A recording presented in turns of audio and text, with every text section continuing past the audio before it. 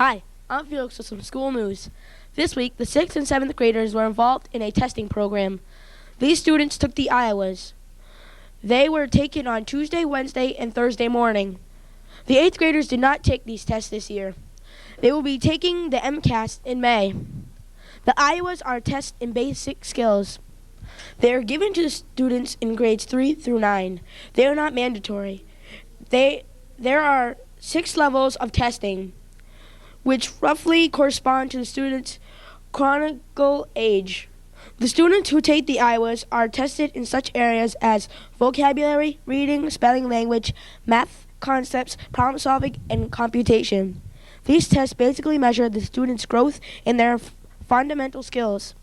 They receive their scores in their fourth quarter report cards. They are compared to a norm which would represent their age. I'm Felix Lees reporting for TV News. Hi, I'm Shane. 2 weeks ago, on our special program that dealt with middle-level education, one of the classrooms that we visited was accidentally left out of our program. This class was a 7th grade special education class of Miss Petrasky. We would like to add that classroom visit to this week's program. Watch now as these 7th graders work on some math problems. 7th grade special education class of Miss Petrasky. These students are working on math problems that have to do with finding the greatest common factor. This mathematical operation was begun this week, and the kids have been busy working on it.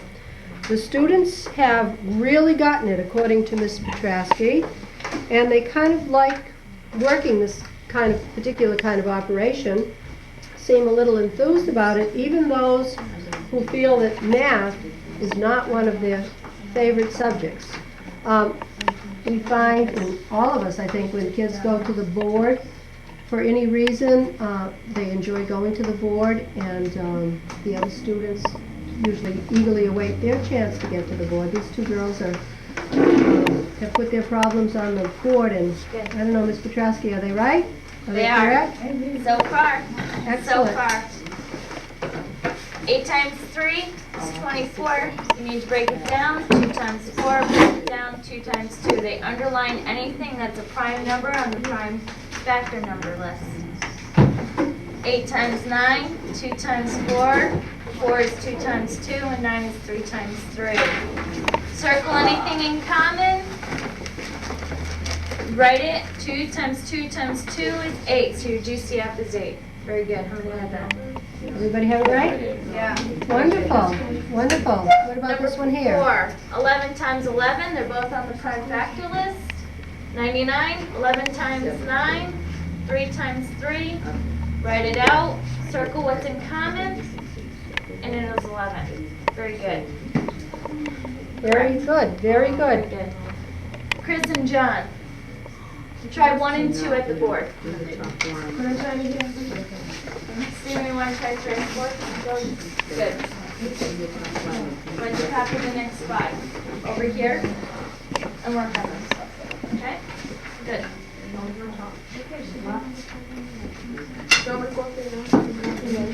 Why don't you sit right here and copy those?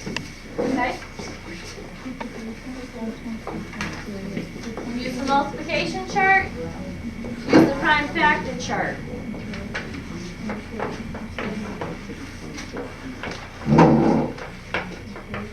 Number 3. How do you want to do the ones today?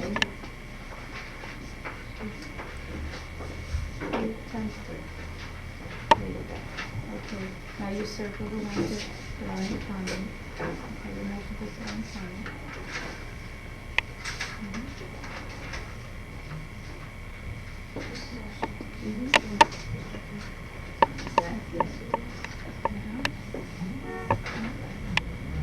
Okay, and now you multiply the ones on top. 72. This is Tony Damaris with another disaster in history. The date was May 6, 1937. The place was Lucehurst, New Jersey. In the early 1900s, people were sure that dirigibles would be the only way to travel by air in the future. These strange new craft had been designed by a German army officer. His name was Count Graf von Zeppelin. That is why the dirigibles were often known as Zeppelins. The balloon part of the ship was called the envelope. It looked like a huge silver cigar. Passengers traveled in cabins that hung below the envelope. These cabins were called gondolas. By the 1930s, many people wished to travel across the Atlantic, and they wanted to do it often. Some traveled for business, others traveled for pleasure. At the time, they had little choice of transportation. Ocean liners took too long. Lindenberg had made his flight 10 years earlier, but airplanes could still carry only 1 or 2 passengers. In those days, no one dreamed that planes would ever carry more than just a few people at one time. A dirigible on the other hand, could carry more than 100 people, and it could carry them in great style and comfort.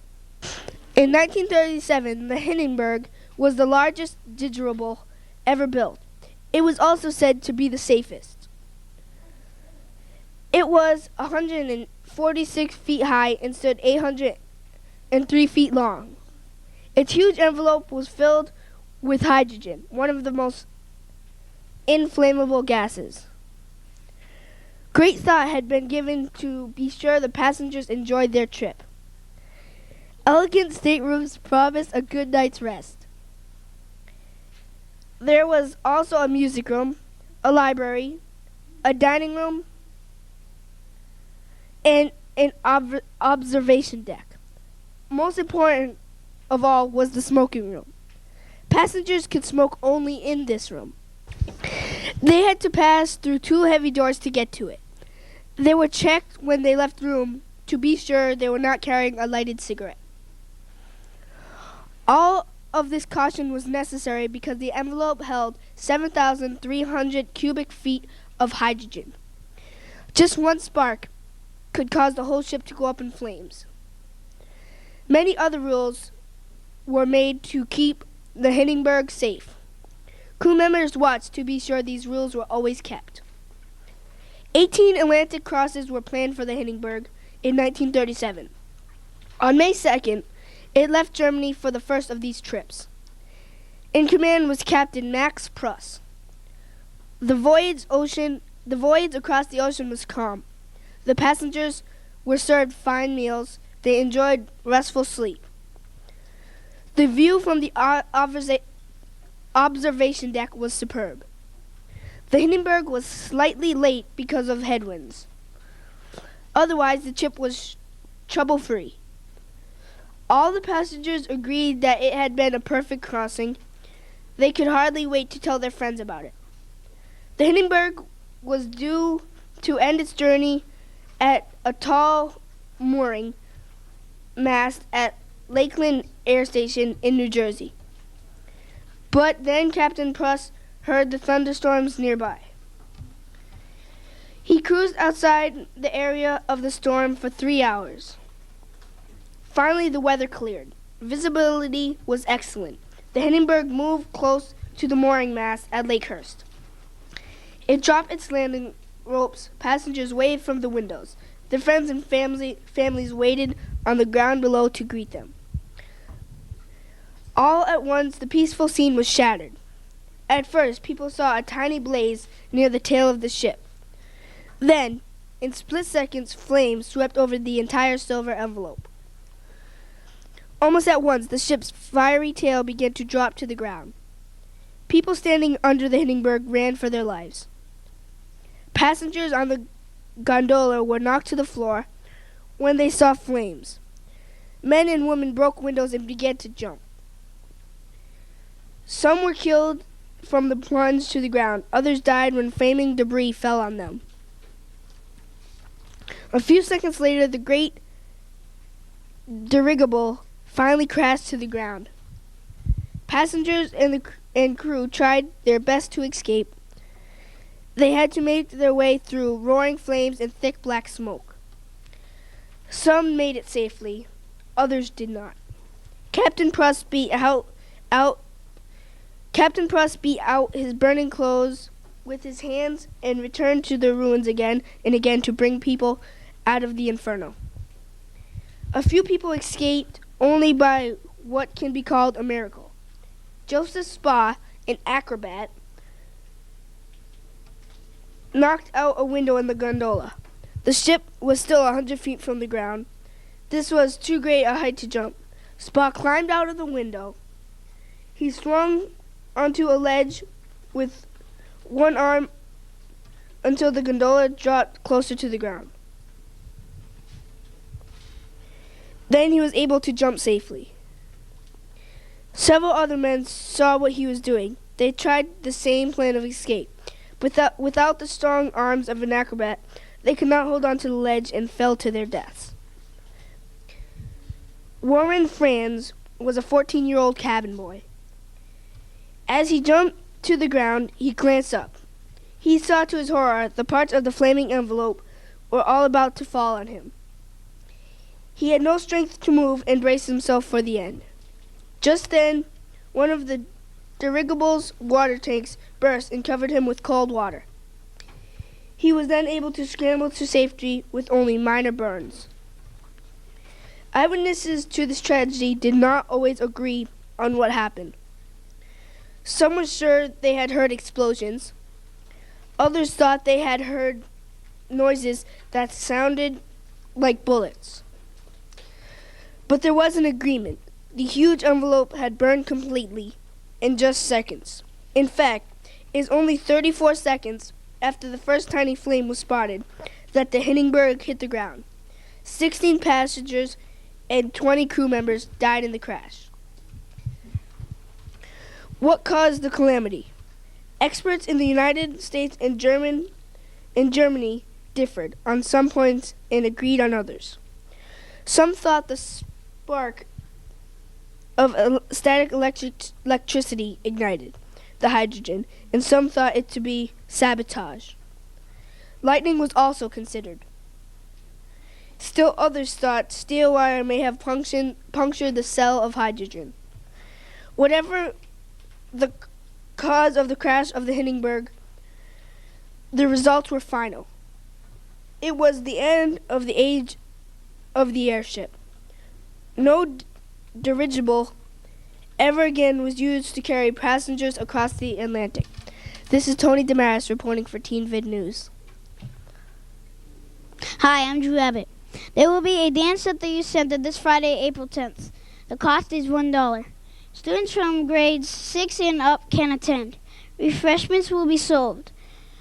I'm Drew Abbott reporting for Teen Vid News. Hi, I'm Miranda. The Southbridge Fire Department will be sponsoring a babysitting program. It will be called SAFE. It is open to all students between 11 and 14. The program is free. It will teach infant care, emergency fire aid, fire safety, cooking safety, and games and ideas. There are applications available in the main office at Wells. I'm Miranda Bullis reporting for Teen Vid News. Hi, I'm Joe with some news from the community. Last Saturday, April 4th, Project Pride got underway. Project Pride is a community-based service project, part of the Community of a Promise program, which was the result of the Massachusetts Summit Conference. This conference was held in the fall of 1997.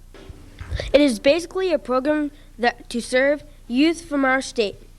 It is an attempt to get kids involved in a positive way in activities provided by various agencies, groups, and clubs, and community-based organizations of our area. The goal of Project Pride is to clean the streets of Southbridge. The past Saturday, a group of 20 to 25 volunteers made up of mostly of kids tackled the job of cleaning Main Street from Friendly's to the library. The opening day of Project Pride was held in conjunction with the Healthy Kids Day at the YMCA. Kids who participated got certificates from Friendlies and Domino's. They also got to be part of the fun activities at the Y with their parents. Project Pride will continue until the fall. All are welcome. The groups meet at 9 on Saturday mornings at Friendlies. Join us. I'm Joey Plaza reporting from Teen Vit News. Hey, I'm Jose Vasquez with some community news. The Southbridge Optimist Club is once again sponsoring an oratorical contest.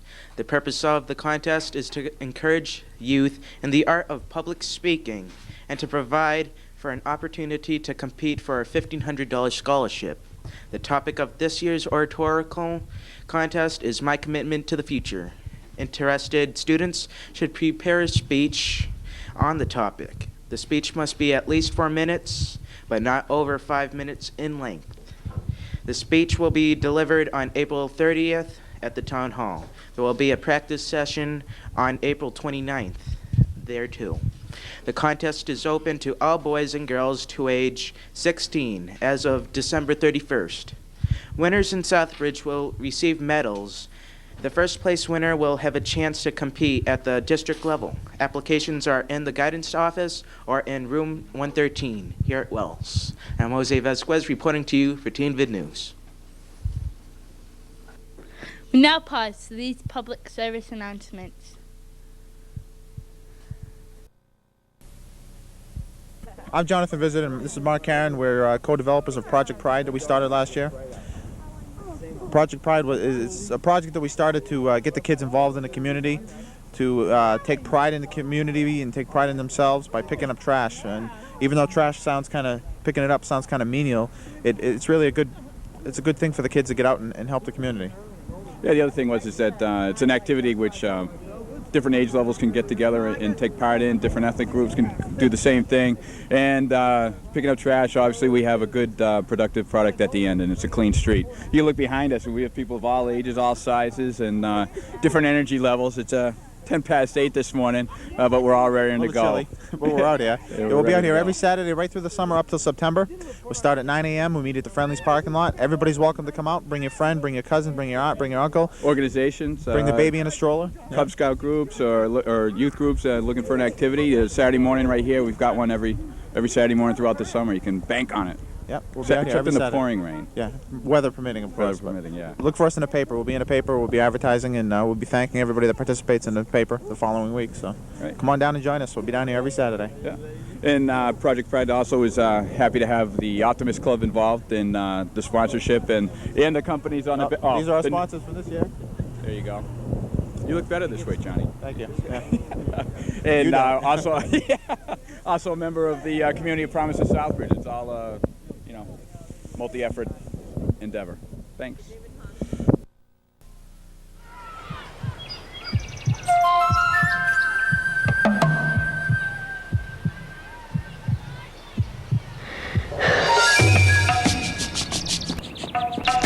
We want to see our children succeed. But setting easy goals for our kids creates the toughest obstacle they'll ever face. Because succeeding in the real world isn't easy. Help the effort to raise standards in America's public schools. Call 1-800-96-PROMISE.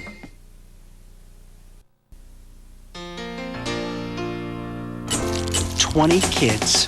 For 1 hour a week, you leave your concrete world of flip phones and faxes and talk to 20 kids about how business works. They will question everything.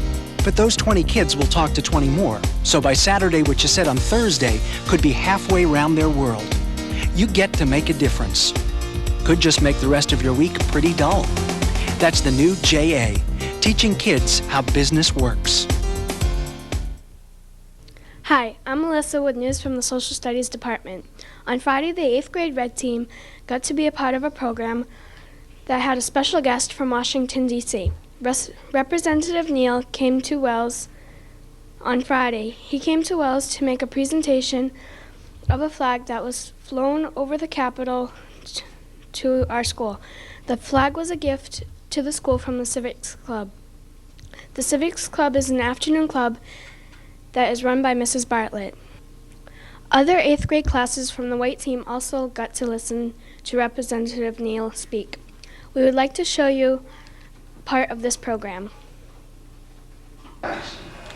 Now, I think the special prosecutor in a star has dragged this thing out way too long. It should be resolved. The American people have a right to have it resolved. When people say there shouldn't be political considerations for a prosecutor, they're mistaken. These are taxpayer dollars. Almost $40 million of taxpayer dollars since this began. They are now back talking about what Bill Clinton did as governor of Arkansas. For me, that's pretty irrelevant. That's pretty irrelevant. I believe clearly in the judicial process. I think we have made a huge mistake with these special prosecutor laws because they go on forever. And there's no accountability. No accountability. This guy will go on as long as he wants. And I think it's time for him to bring it to an end. If he's got the goods, put them on the table. If he doesn't have the goods, fold his tent, go back to Pepperdine Law School. Never to be heard of again. Now, so you don't think that's a Democrat standing up for a Democrat. I feel the same way, and felt the same way, and said the same things about Lawrence Walsh when he was after Mr. Bush. I think we now have a bad law that is independent counsel law. There has to be some sense in democracy of accountability and responsibility. At some point you say to the American people, this is what happened, this is not what happened. You don't say to them through leaks and innuendo and character assassination that you think this might have happened. Remember this in this business, and for you as a young man, for all of you, in the end you have your reputation. Your reputation. And that should not be diminished in a process where there's no accountability. So I think that let's wait for the facts to be sorted out. I think that judge in Arkansas made the right decision. Her name's right, isn't it? But I think she made the right decision. That I think whether people agreed or disagreed with the action of the plaintiff, that the truth is that most legal scholars thought the case was very weak to begin with. And I didn't like the idea that her legal fees were being paid for by some conservative groups across the country. I think Clinton goes too far when he says that he and his family are victims of a right-wing conspiracy. But it's very clear that there has been a right-wing group in America that has funded much of this. They've paid for all of it. And I mean, they've been on this guy since the day he took the oath of office. So again, we have a process for facts. He has to be accountable, right? Because he stood for 2 elections. He stood for 2 elections. That's his accountability. And the public said, we prefer him. Very good. You can view the complete assembly with Congressman Neal speaking to Wells students right after Teen Vid News. The assembly lasts 40 minutes, and I'm Melissa Wilson reporting for Teen Vid News. Now, by popular demand, we have several requests to show the musical group ULV and soloist Idalia Sanchez. Both of the groups who do freestyle music have cut a CD called Freestyle Funhouse that can be purchased at a music store near you. And now, ULV will sing Like the Rain, followed by Idalia singing Even One. ULV from Holyoke, Massachusetts. I'm sorry, ULV! Make some noise for ULV! Come on, make some noise! Come on! Check. Mic check. Yo, how you doing tonight? What's up, people? What's up, people from Holyoke? What up, people from Holyoke?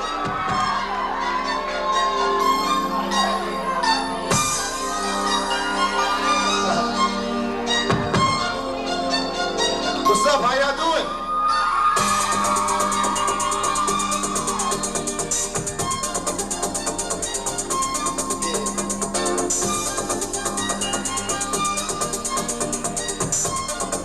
Y'all ready? Here we go.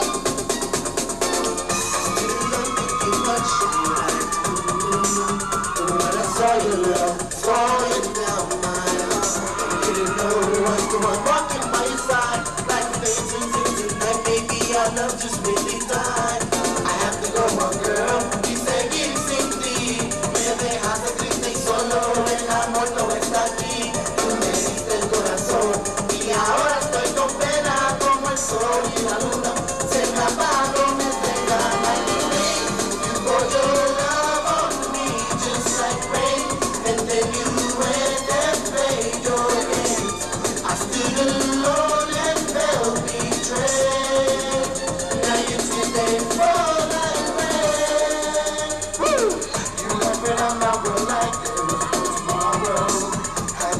that the skies and all I see was you laughing at me. As I think about my fears, I begin to wonder why, girl, like the rain I roll in tears. I have to go, my girl. You say it's indeed. And then I can be solo en la cuerpo es aquí. Donde existe el corazón. Y ahora estoy con ella como el sol y la luna. Se ha escapado mi estrella like the rain. You pour your love on me just like rain.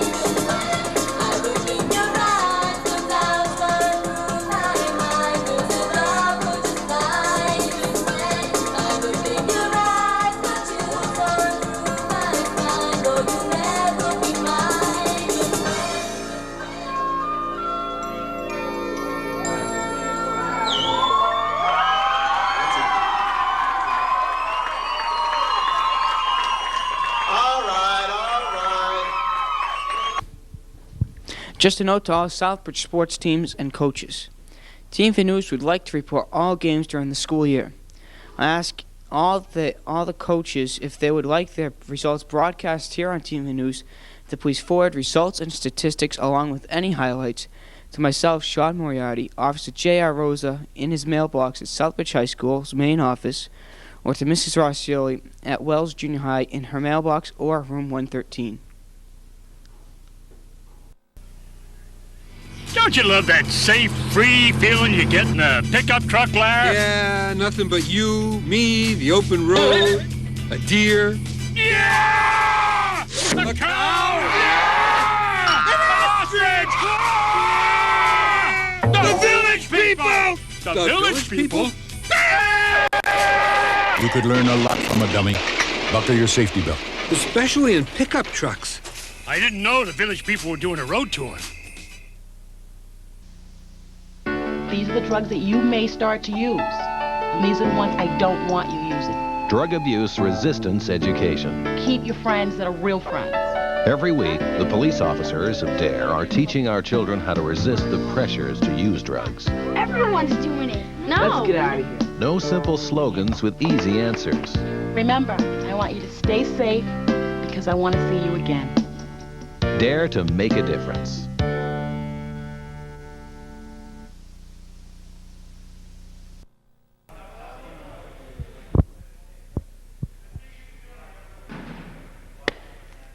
Southbridge High Baseball. Catch it here on Channel 11 Sports.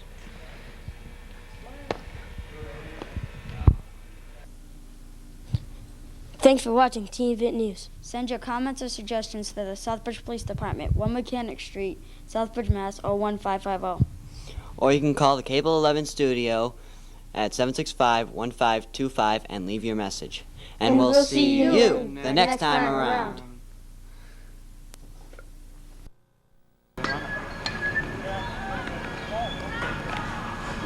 Told you. Oh, my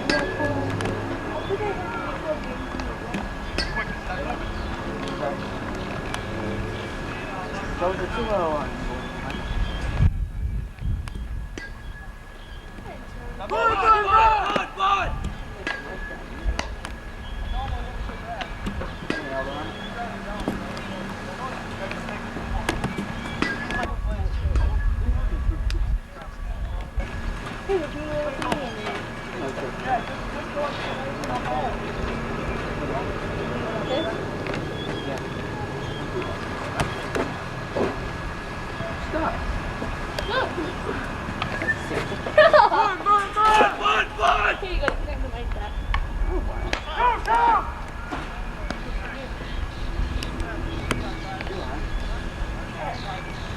Thanks for telling me. You said what's out there tomorrow.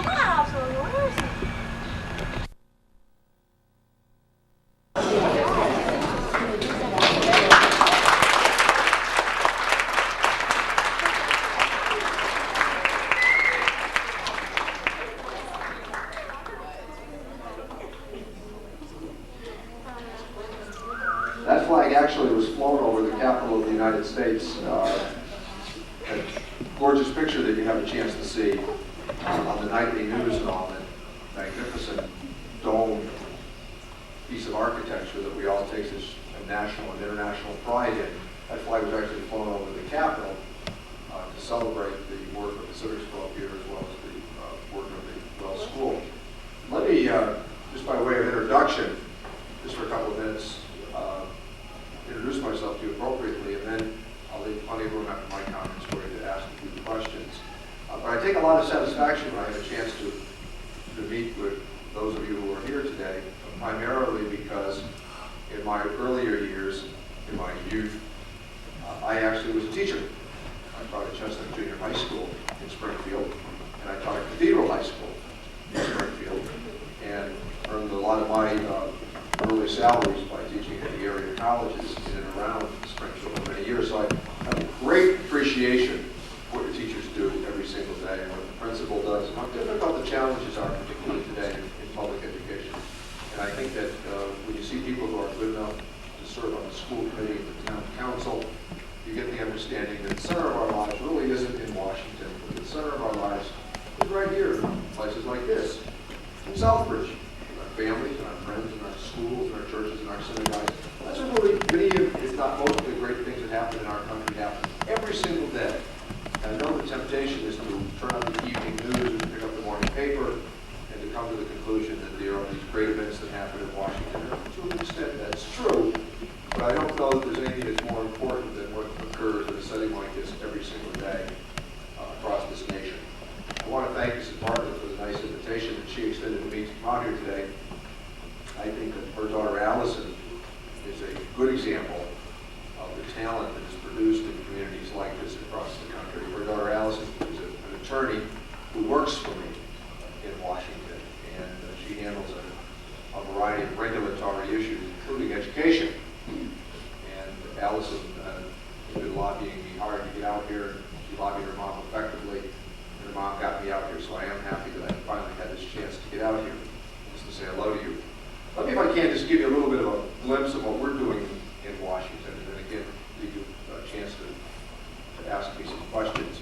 I noticed that in the civics class, that when they greeted me this morning, and they did it so nicely and so professionally, that we're forgetting and we're losing sight in America, that in the suggestion, we the people, you hear that term all the time, we the people, and what we forget about we the people is that it means two things.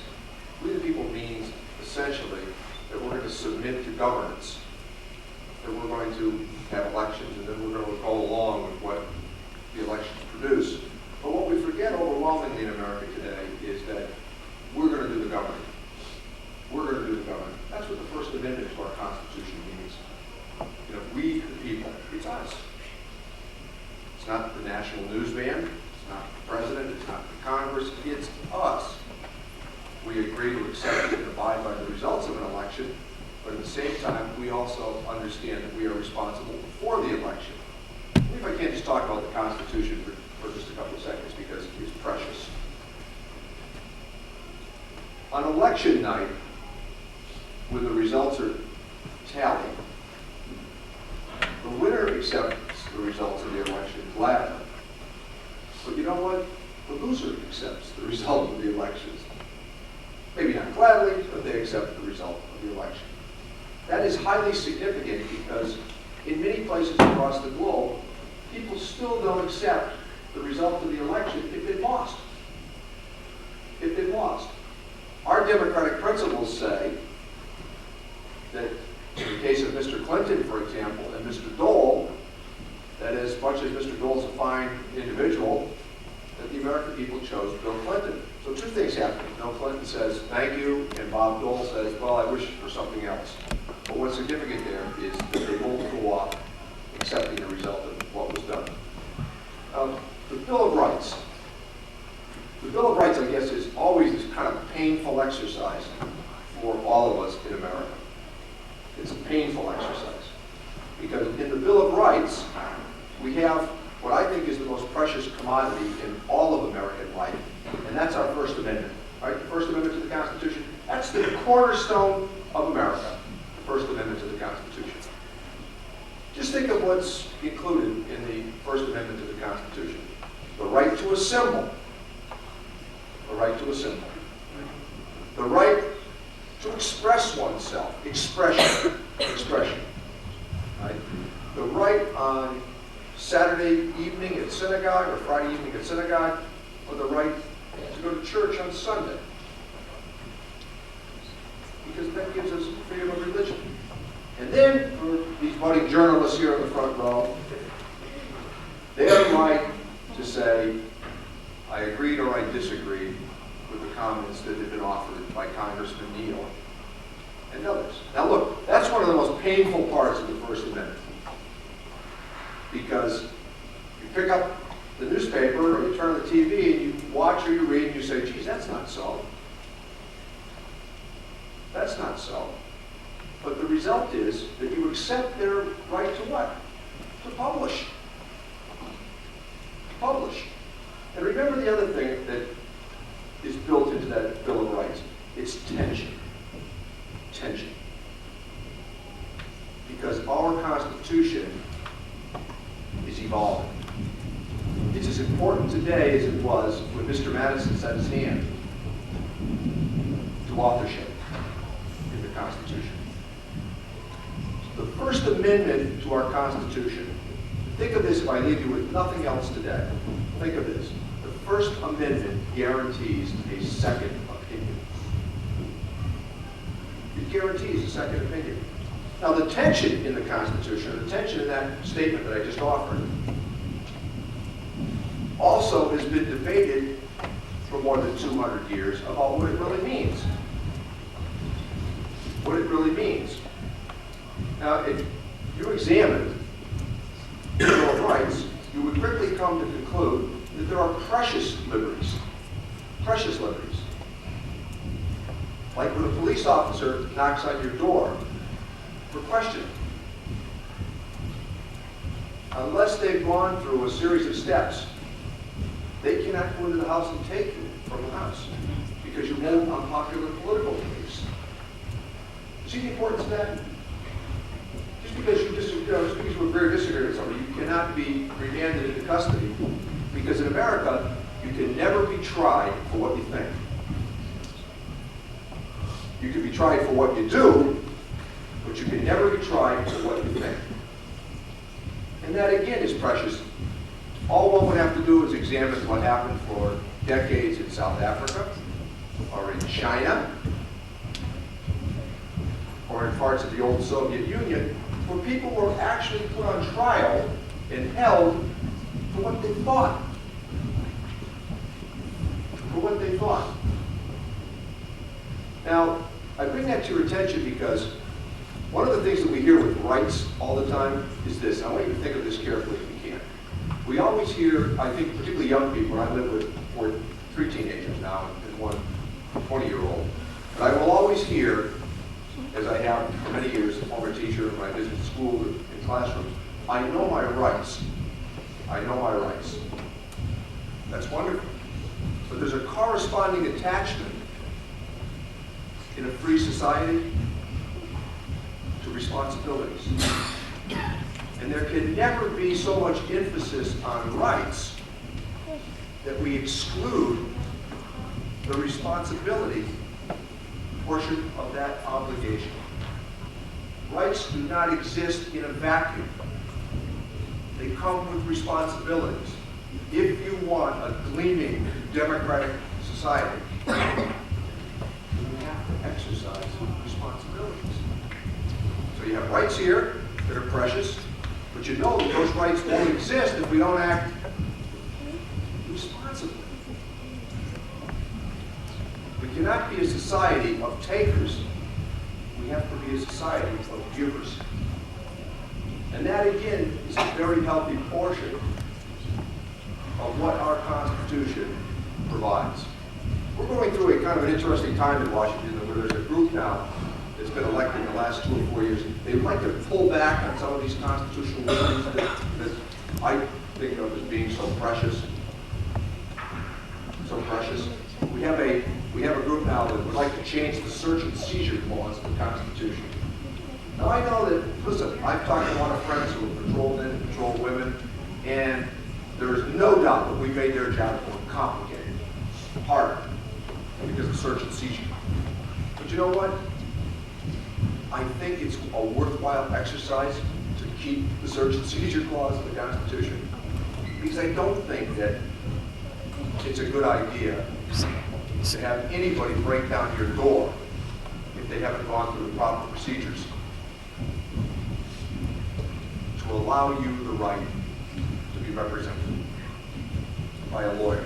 Now, all of that comes to this point here, and let me just get back to this if I can. Remember when our Constitution was written? The Constitution was written, and then we sat down to write a Bill of Rights. Because in the Constitution, we talk about the rights of the government, but in the Bill of Rights, we talk about the rights of what? You. Your rights are enumerated or outlined as individuals. And again, one of the most precious aspects of that Constitution is the issue of religion. We have in America no state-sponsored religion. You are free to express your views. Protestant, as a Catholic, being Jewish, being a Muslim, an individual who chooses not to believe. Those are all parts of religious liberty. And when you turn on the TV at night and you watch international news, one of the things that must be very frustrating for all of you is this. When you see people kill each other in the name of God. In the name of God. Do you know how that came about, that we're free to that? It's Jefferson to Madison. Because we ask the question, if we're to have organized religion, should the government support any one of them? The answer was no. So again, it's a precious liberty that we have. And all I would suggest to you today is that our Constitution is to be lived out. The Constitution is not a document over at the Library of Congress that we kind of walk by and say, well, we only want to use it if we're under duress. The Constitution lives every single day in our lives right here, in settings like this. So when you get up to ask me some questions, you have that constitutional right to petition your government. Not just on election day, which again is critical, but you have a right to stand up and ask intelligent questions. I mean, you also have a right to stand up and ask dumb questions, but we would prefer, given that rights and responsibilities argument, that you stand up and you ask good questions. So I would think that after all these years of teenagers and having been a teacher now, and having the opportunity to debate the Republicans in the Congress, that I can handle just about any question that's raised for me. So why don't we start? What I'd like you to do, if you ask a question, maybe just stand up and identify yourself. Remember, in the House of Representatives, you can't talk unless you're standing. You can't talk unless you're standing. Somebody must have a question here about the civics. Here, he must have some questions. Yes, Principal, you like this? What is the state of affairs, unrelated to what you just said, and I appreciate that, the state of affairs in terms of the educational issues that are being debated watching last night? Well, that's a good question, because that's an endless debate that we have in America as well. Now, the members of the school committee that are here, the members of the town council, but particularly the members of the school committee, they are elected by the citizens of Southbridge. Citizens of Southbridge. And most of the money that comes to the public schools in Southbridge is based upon their judgment. And you know what? That's just the way it should be.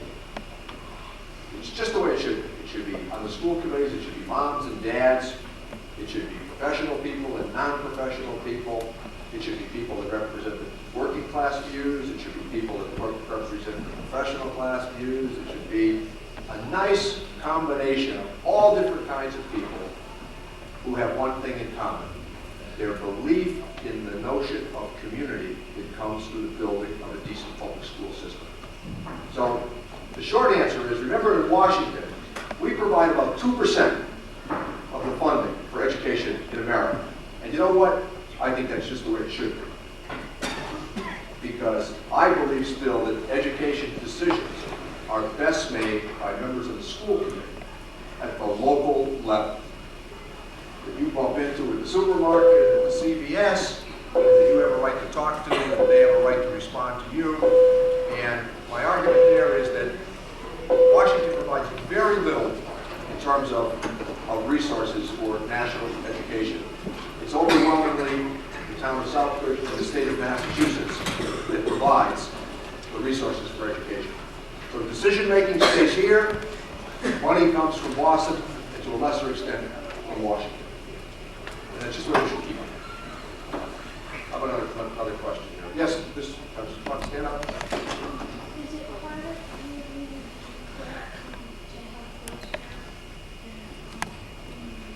That's a good question. It's nearly impossible these days. If you're a Democrat to get bills passed. That's a very good question. When I first went to Washington. To the guidance office, Matthew Moriarty, Heidi Rosario, Kimberly Simpson, John Superna, Jared Truccio. When I first went to Washington, remember, there are 435 people in the House of Representatives. Just about every congressional district in the nation should have a population that each congressman represents by about 600,000 people. But when I went to Washington, there were 270 Democrats 10 years ago. Today, there are 208 Democrats. please. Will the following student please report to the office? Justin Normandin. I always have these fond memories of having been a teacher. I hear that and they're erased.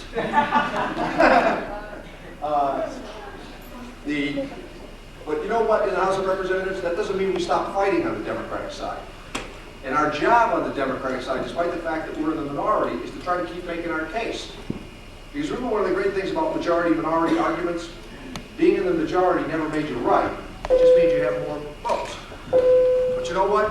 When those votes are cast from the majority side, I walk out and I accept the result of what's been done. I accept that result. We lost many nights, as we do now about 80% of the time. So what we try to do is where we think they're right, cooperate, and where we think they're wrong, oppose. We would be known if we were in Europe as the opposition party. The opposition party. Now there's going to be an election in November, and every seat in the House of Representatives is up for election. 1/3 of the Senate, because remember the senators have 6-year terms, House members have 2-year terms. So I find it very hard to sometimes accept the judgment of the House of Representatives these days, but I do. But I do. Because the American people said that after giving us control for 40 years, they wanted to try something else. It's our fondest hope after they got to see something else, they'll go back to us. So, very good question. Who else would like to? Yes, sir. You know how Thomas Jefferson and John Adams, they were all when he started the road, John Adams was the president and Thomas Jefferson was vice president. Well, could that represent two different Democrats working together? Excellent question. It's obvious you folks have done your homework here. No, very good. Adams serves 1 term as president, right? Jefferson really conspires to take the election from you and succeeds. Right? Aaron Burr, I believe, finished second in that election. That really couldn't happen today. That couldn't happen today. And part of it is because we've now moved to pick the president and the vice president in tandem, together, from the same party. And the reason for that, I suspect, is that if something were to happen to the president, either death or to be incapacitated, the answer, I guess, is that the public did vote for their views, so the view should be carried out by somebody of similar view, and that's part of the argument for that. Then the people at the next election, or the next interval, then they have a chance to reverse or accept those views and to cast their verdict. But in the interim, or in the short period of time, that responsibility would be to allow the vice president to succeed the president. And obviously in the case of Jefferson, who was my favorite, Jefferson and Adams, you know, they have this extraordinary relationship where they can't stand to be in each other's company. They can't stand to be in each other's companies. And yet they're so sensitive to the argument about the other's brilliance that they're afraid to miss something, so they write to each other. They write to each other regularly. Their letters are among the most extraordinary in all of American history. Adams lacks any sort of personality, ferocious in his beliefs. Ferocious in his beliefs. Goes to his grave upset that it is Jefferson's view of America that prevails, not his. But it's Adams' legacy.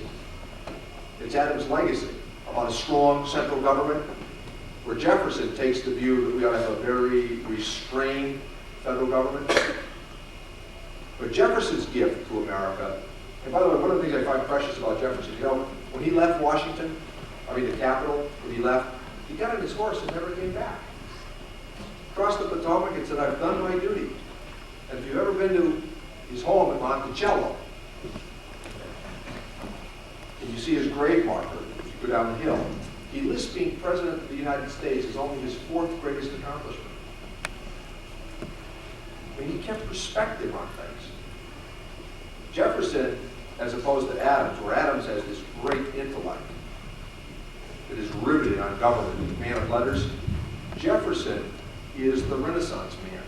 You know what I mean by that? Jefferson's the inventor. Jefferson's the architect. Jefferson's the engineer. Jefferson's the wine grower. Jefferson's the author of the Declaration of Independence. Jefferson gives us the Library of Congress. He founds the University of Virginia. He's the governor of Virginia. He's our ambassador to France. He's vice president and secretary of state and trusted confidant of Washington. Jefferson and Adams, who by the way die on the same day, which I'm sure you probably know, they die on the same day within hours of each other, on July 4th, and Adams' dying words are, Jefferson survives. Imagine that. It's the last thought of the guy's mind as he goes to the checkout counter. That, in fact, it is Jefferson's view of America. Even today, it's Jefferson's view of America that we debate. Now, does Jefferson have some warts? That's your life. That's your life. And as much as constitutional scholars in the last few years have attempted to change their view of him, the truth is that it is still Jefferson's influence on America that is profound. Profound. I'll tell you another funny little story about Jefferson because he is one of my favorites. Jefferson, he's really a deist, meaning that God created the earth, and created all of us, but then left it to us to decide what to do with it. But when he runs for president, he's concerned that they're going to say that you've got an atheist in the White House. So he kind of becomes a nominal Anglican. And he joins the high church of the Episcopal Church. Just so the critics can't say that he's an atheist. But I'm fascinated by Jefferson, more so as time goes on, because I think it's Jefferson that gives us all the tension I talked about in that Constitution today. He and Adams, two different views that we still argue about every single day in Washington. How about another question? He's doing pretty good. These are very, very good questions. Come on. Front row, no questions here? Yes. Well, there's some days when it's a lot of fun. There's some days when it's fairly painful. Now, this is a fun day. You live in the 2nd district, as Mrs. Bartlett said, of Massachusetts. There are 10 districts. Each district has about 601,000 people. In this district, there are 39 cities and towns. 39 cities and towns. On the west, it's bordered by Agawam and Northampton. On the east, it's bordered by Bellingham and Milford. And it's Democratic, about 4-1 Democratic. It's kind of got college professors at one end in Northampton and Hadley in the Hampshire County area. They're great colleges. You have the Mills, Springfield, Chicopee, and you have the old manufacturing history out here through Southbridge. And it's pretty much made up of people kind of similar views. They believe in Social Security, and they believe in Medicare, and they believe in decent schools, and Medicaid, and minimum wage, and all of those things. And so for me, it's been a pleasure to represent them because my views are largely similar to their views in many, many ways. And some days, I think that people are right in what they're telling me to do, and other days, I think they might be mistaken, and it's my job to try to convince them that we should try another course of action. But it's for the most part, it's a pretty happy job, I can tell you that. I enjoy it. I got from Washington bright and early. I caught a 7:30 flight out of Washington yesterday morning. We finished Wednesday night at 10 o'clock for the Easter break. And took the plane up so that I could get back to Springfield for a work day yesterday. And got out here today. I'm going to spend just about the whole day in Southbridge. And then I'm headed back to do a public TV show. That will air tonight at 9 o'clock on Springfield's Channel 57, which I think you out here as well. And let's see, I'm doing a number of other things in the Springfield area. And late tonight, I'm going to jump in a car and drive to Providence and watch my youngest people play basketball. Tomorrow, I'm going to be in East Long Meadow, and I've got a full schedule of events for the next couple of weeks. My office staff is very good at making sure I get around. Yes? What subcommittees do you serve on? First of all, I'm on the Ways and Means Committee. There are only 16 Democrats in the whole House that are on the Ways and Means Committee. It's the most sought-after committee assignment in Congress. And I'm very fortunate because the Ways and Means Committee deals with taxes, trade, Social Security, Medicare, and parts of Medicaid. So there isn't any spending bill in America It doesn't start in the House of Representatives, it starts in the Ways and Means Committee. As the term Ways and Means implies, the ways and means of raising the revenue to run the government. Only committee mentioned in the Constitution. And the two subcommittees that I sit on are trade, international trade, which is a very important part of our burgeoning economy, and Social Security. I sit on the Social Security subcommittee. And we're having a grand debate about that right now. Much of the work in Congress is done in committee. So we've been debating Social Security roundly. We're not going to do anything about it right now, but we're debating it very, very aggressively. The Republicans, who I can say, I think, from a partisan view, really never were comfortable with Social Security. They would like personal savings accounts. The Democrats, we rallied to Mr. Roosevelt's vision of shared responsibility, community. Social Security accounts is a big thing for Democrats, Social Security and Medicare. So I am a bit skeptical of the proposals that are coming from the other side.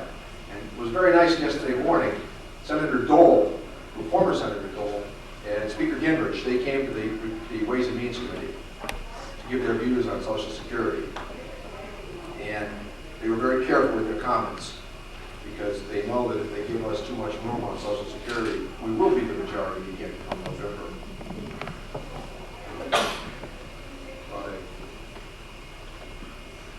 Yes, sir. How was the inauguration ceremony like and where are they going? The inauguration? The inauguration ceremonies are great. My first inauguration 10 years ago, I served about 20 days, well, 17 days I served with President Reagan. And I still remember, seeing him come down. We were standing there when we take the oath a bit later, where the president was coming down.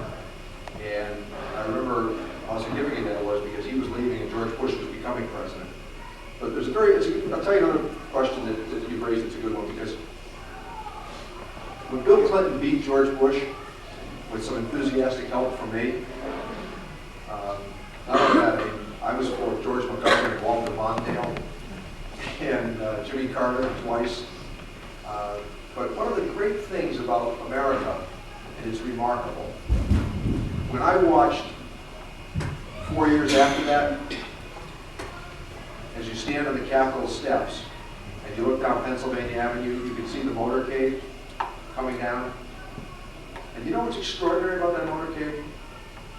Mr. Clinton and Mr. Bush rode down together. They rode down together. Now that gets me back to that point that I made earlier about accepting the result of an election. Now Mr. Bush, as he drove down, I don't know what was on his mind, but I suspect there was a little bit of emotion, some nostalgia, and probably in the inner recesses of his heart the thought that the American people would make the wrong choice. But you know what? He accepted that choice. He accepted that choice. He greeted President-elect Clinton at the White House for coffee. They exchanged some small pleasantries, and then they get into the limousines and they go down Pennsylvania Avenue.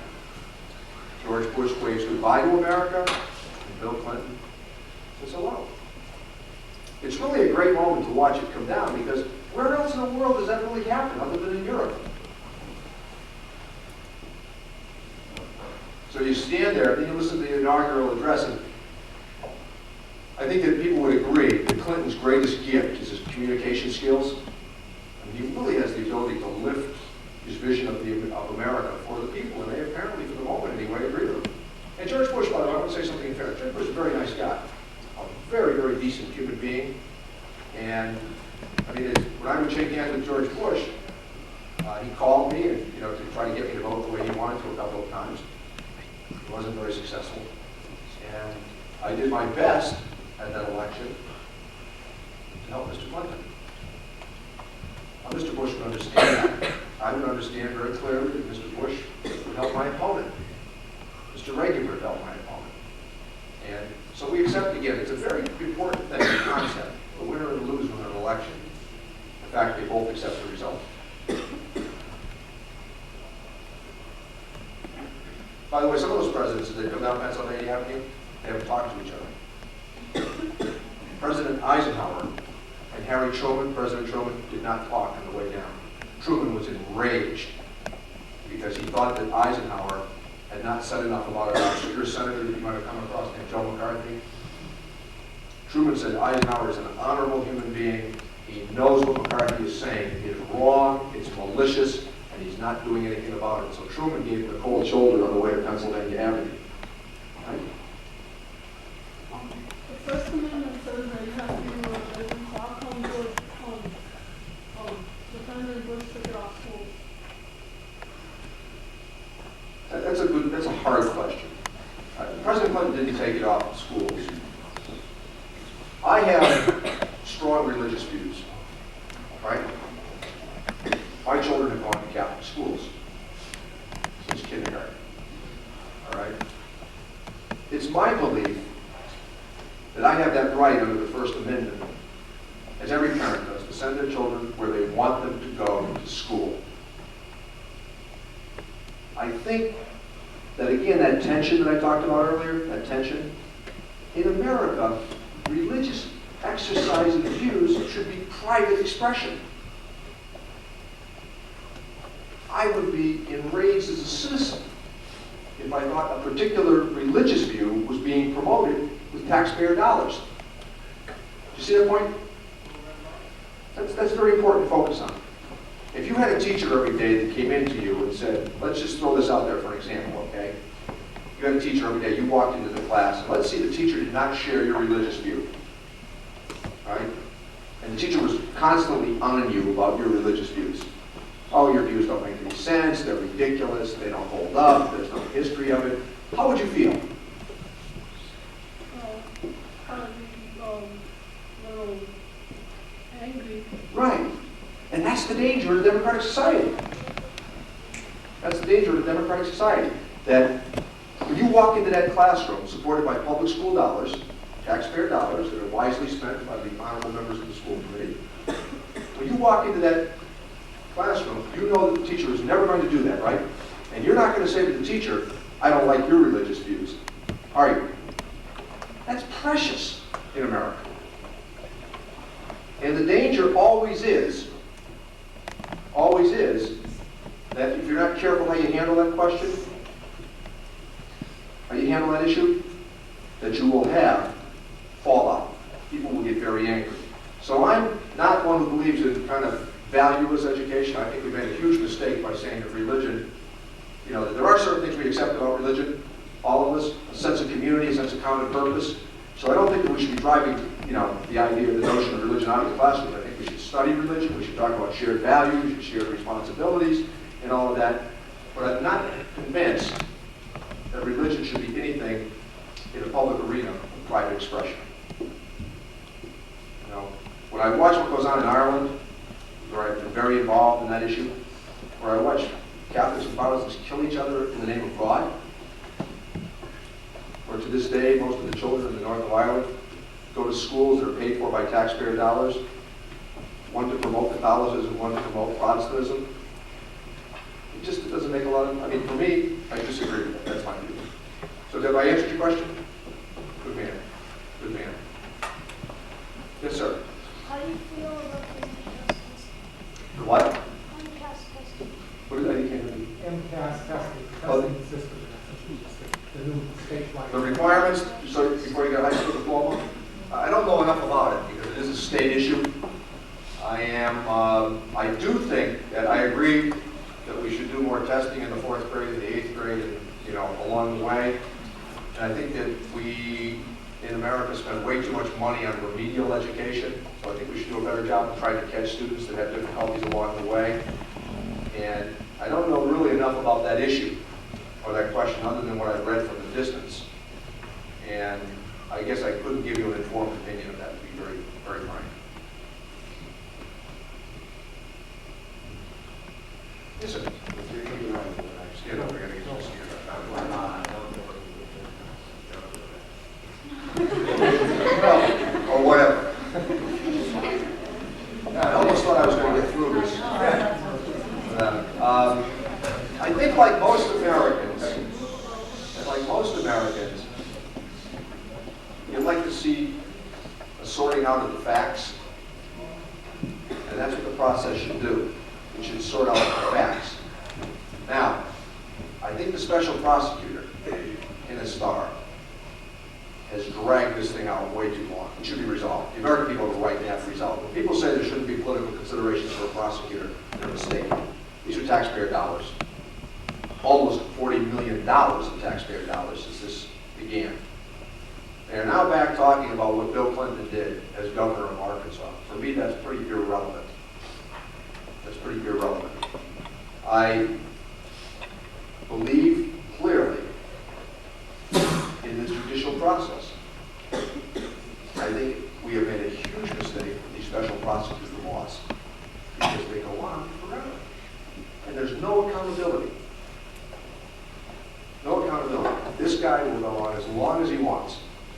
And I think it's time for him to bring it to an end. If he's got the goods, put them on the table. If he doesn't have the goods, fold his tent, go back to Pepperdine Law School. Never to be heard of again. Now, so you don't think that's a Democrat standing up for a Democrat. I feel the same way and felt the same way and said the same things about Lawrence Walsh when he was after Mr. Bush. I think we now have a bad law that is independent counsel law. There has to be some sense in democracy of accountability and responsibility. At some point you say to the American people, this is what happened, this is not what happened. You don't say to them through leaks and innuendo and character assassination that you think this might have happened. Remember this in this business, and for you as a young man, for all these years. In the end, you have your reputation. Your reputation. And that should not be diminished in a process where there's no accountability. So I think that let's wait for the facts to be sorted out. I think that judge in Arkansas made the right decision. Her name's right, isn't it? But I think she made the right decision. That I think whether people agreed or disagreed with the action of the plaintiff, that the truth is that most legal scholars thought the case was very weak to begin with. And I didn't like the idea that her legal fees were being paid for by some conservative groups across the country. I think Clinton goes too far when he says that he and his family are victims of a right-wing conspiracy. But it's very clear that there has been a right-wing group in America that has funded much of this. They've paid for all of it. And I mean, they've been on this guy since the day he took the oath of office. So again, we have a process for facts. He has to be accountable, right? Because he stood for 2 elections. He stood for 2 elections. That's his accountability. And the public said, we prefer him. Very good. Very good question. How about Mrs. Bartlett getting ready to ease me to the next assignment? This has been wonderful because I connected with a lot of what you were saying, and I'm sure the youngsters have also connected. Haven't you guys? Yes. Because they could really identify what you were saying. And I want to personally thank you for coming and share with us.